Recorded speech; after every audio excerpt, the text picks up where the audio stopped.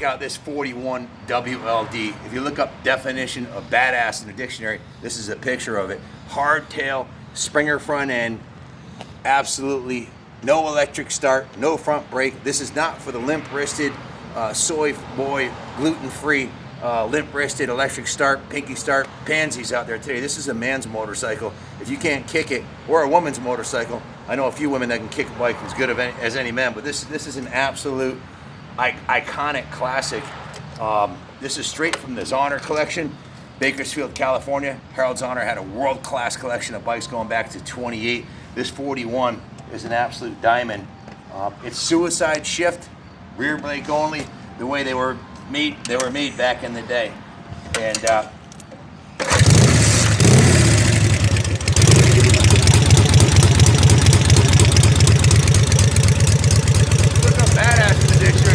like this thing has got tons of characters. It's almost 100 years old and it runs beautifully. Around this side.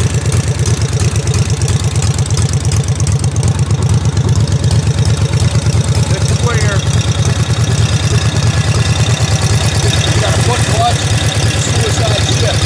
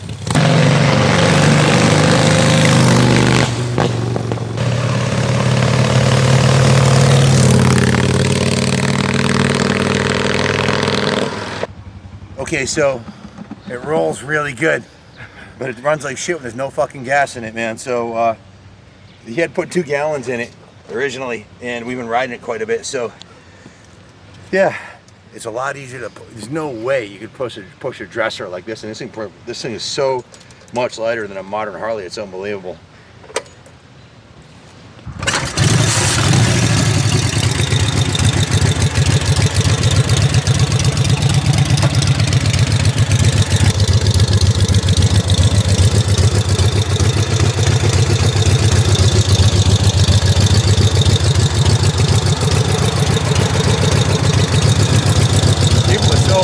Stupid, man. You gotta be careful. They have no common sense.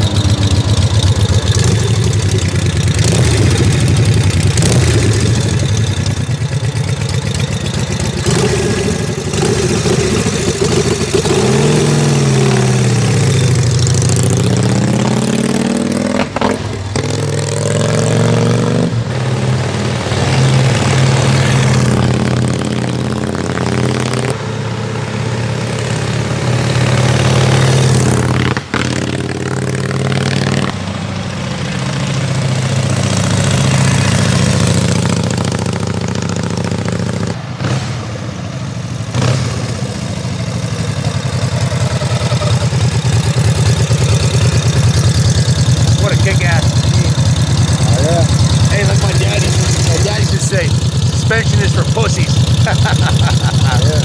What a machine. You know, it's funny. We had, 43 bikes come out of the Bakersfield collection, and I asked the guys, what's your favorite one on the whole load? Mr. Turbo, right there, picked this one. Ronnie behind the camera picked this one. Oh, yeah. It's just something, like, I'm going to be 60 next year. I was reading Easy Riders magazine since the 70s. This is something you'd see on the center of an Easy Rider center pole with a guy flipping you off with a hot chick on the back, man. It's even got the backrest so she won't fall off. I mean, this is old school cool. And it feels like it's made out of a rocket Gibraltar. There's no flex anywhere on it. It's just everything's solid. takes a while to figure out how to shift it. That was only the second time I had gotten it in third gear. There's 3 gears if you can find them. They're all there. With the clutch, foot clutch, it's just freaking awesome, man. Harold Donner had an eye for really cool bikes. Some of the most iconic motorcycles in his collection. This is no exception. The bars, this is exactly the way the bike came from him. The bars, the front end. This paint job was probably done back in the 80s. We were thinking about painting it. We thought it looked so cool that made the bike. I didn't hear a damn thing I said, but because this thing makes a fair amount of engine noise and I wasn't holding the freaking mics, but we were gonna paint it. But we polished it up and we're like, this thing looks freaking beautiful, man. In honor of Harold Donner, rest in peace, and his son Mark, who hooked us up with this kick-ass collection. We wanted to keep it the way we got it from him. Straight pipes. We did add my signature gold chain on it though. So check out the center console here. It's a leather console with a Harley Davidson emblazoned into it. Classon tank badges. It's just a beautiful piece. Let me bring it up top and I'll read you the work order. We did a few things to it, not that much, but it's definitely a keeper. Whoever gets this thing's getting an iconic classic 41 WL. I'd like to take us to Sturgis. You could roll in the Sturgis on your new CVO Dyna and everybody be like, fuck you, I can't afford it. But you pull in on this and people are like, that's freaking cool. And it's a bike you can work on. You grab a set of wrenches, everything's right there. Super simple to work on and built for military. It's a military fit and finish. It's just like everything's designed to take a beat and keep on ticking. It's almost 100 years old. What is it, 80 years old? 83 years old? To be 100 years old in less than 20 years. Let's bring it up top and we'll go over the work order. No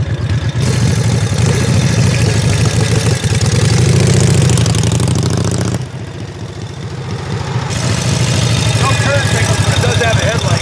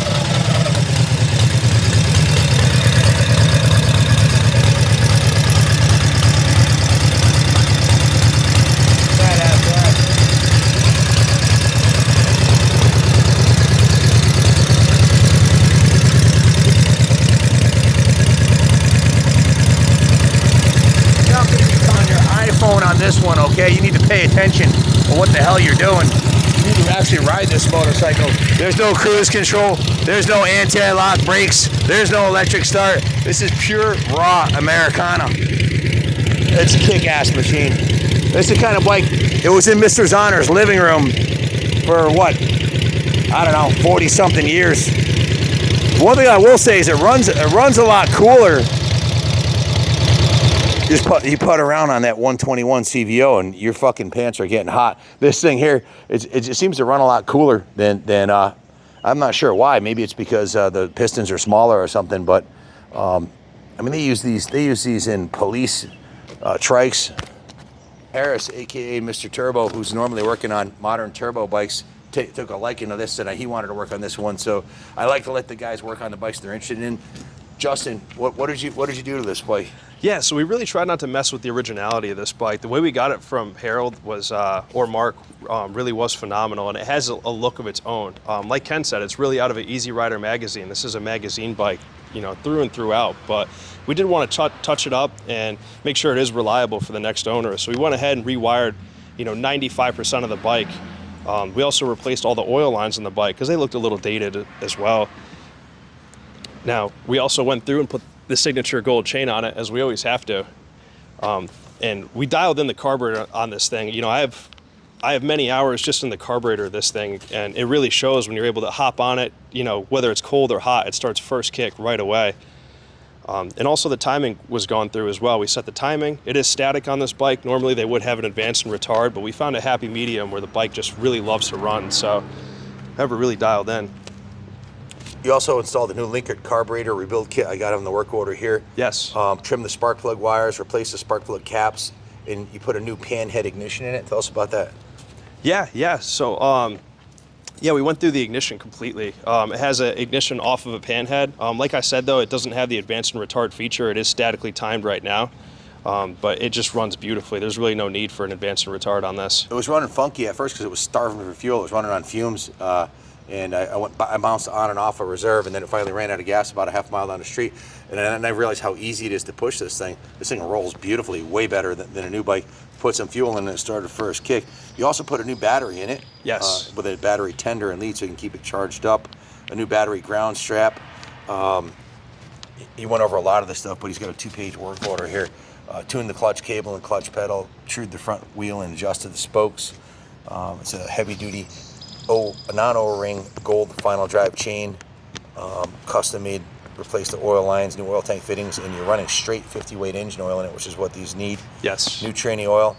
And you put down there's 20 grease fittings on this bike. I didn't know any motorcycle had 20 grease fittings. That's pretty remarkable. Yeah, 20 is probably conservative. There's a few on each wheel for each linkage and the Springer front end. If you zoom in, Ron, you can see for each linkage, there's actually a grease fitting. So we went through and greased every single one of these on both sides, greased all the wheel fittings inside of the hub right there, greased the fittings in the steering neck here. Every single moving part on this has a grease fitting, and we made sure we didn't leave one unturned. It's designed to last forever, really. They didn't build them to be disposable like some of the new ones. Right, exactly. You also put down new mid-central foot pegs, which I thought was awesome. Having these foot pegs here and then the forward. This is the way I like to set up my Harleys. These are like mids. And then you've got the highway pegs, basically, which is with the tall bars. It feels perfect. Yes, yeah. When we got the bike, it only had the highway pegs on it, and when you're trying to maneuver the brake or the clutch, it really didn't work on both sides because your foot would be, behind the pedal right here. So we went ahead and put some mid controls on it, so you could fully actuate the brake without having to have your foot hanging. Once you get the hang of it, it's really it's a little tricky with the foot clutch, but once you get the hang of it, it's not that bad after like 15, 20 minutes running around. We've run 2.5 gallons of gas through it, so we've done a bit of riding on it. You had down here, adjusted the clutch cable, adjusted the rear brake pedal. It has new hand grips on it too. If you zoom in on those, you'll see those. A new shifter ball. Where'd you get the shifter ball for it? We did get that online. I believe McMaster Car. We got it. There's a shifter ball. Too bad we couldn't get like an 8-ball or something cool like that. Yeah, that is a strange thread pitch. We did try to get something cool like that, but it does look good nonetheless. It did get a full rotisserie detail. Who did this one? Is it John Lee? 18 years now. One of the best. My kids always said he was one of the best team members we had. He's just a super focused dude, and he went through this top to bottom. Every square inch of this bike has been thoroughly detailed. Mr. Zahner passed away about 10 years ago, rest in peace, and his son Mark was trying to take care of 42 bikes, and it's a lot to do. And so this one got a full steam clean. All the chrome was polished, all the aluminum was polished, and he had down here that he had painted some of the exposed portions of the frame, and not much, just a very little bit, because was this the one that had the porcelain paint? Yes, yeah. Can you describe that to me? Yeah. So back then, this is the paint that they had back in the day. This is a porcelain-based paint, and you can see it has a different finish than anything you see today. It looks brand new, and it's probably a 40-year-old paint job. Yeah, it so does. It's just a couple of nicks in it. I can say it chipped, and if you look closely, this is where he had touched it up right here with a gloss black here and here, but the rest of it, that's the original porcelain paint. I don't think they make that anymore, do they? No, I don't think they could due to regulation.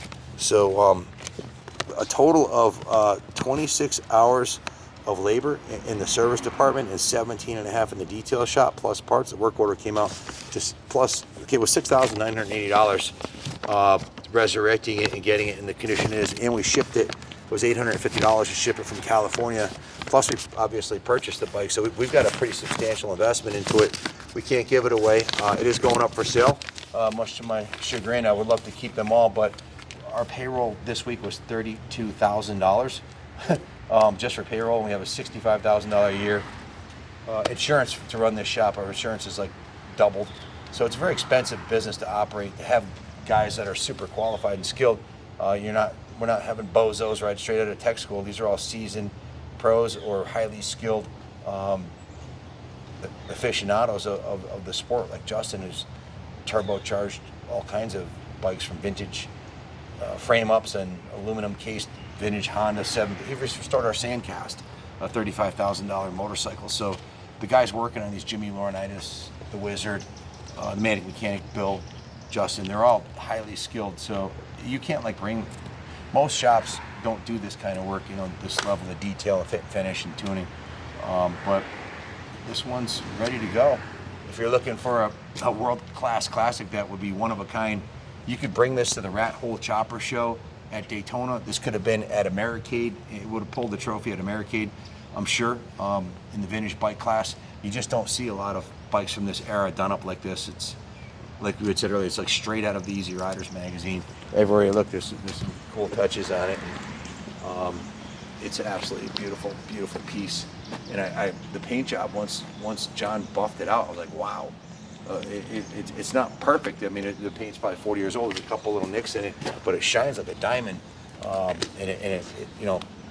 It's been on there for 30, 40 years. It'll stay on there for another 34 if you don't F it up, Definitely an iconic classic. I'm glad Mark chose us as the team to